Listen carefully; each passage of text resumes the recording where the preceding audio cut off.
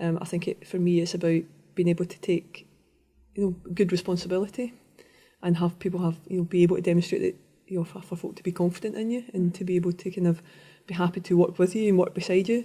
I've always believed that the people that you work with should be able to take your job either immediately or in the not too distant future. And I think that's a good place to be, and I don't think you should be frightened of that. So having a good group of people and empowering those people as well, for me, get folk to feel confident to make decisions, confident to be creative, confident to be innovative, and try to kind of build an environment where people know the kind of goals and the direction and the kind of philosophy.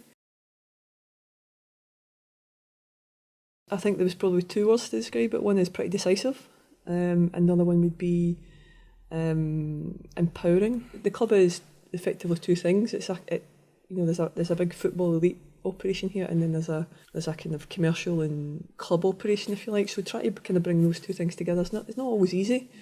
I'm a bit of a footerer, let's put it that way. A good old Scottish word there. I do like to understand what's happening, and I probably look at a little bit too much of the detail, and that's the bit of my kind of life, I guess, I've had to work hard on stepping back from. I think I'm a bit hardwired of I like getting things done.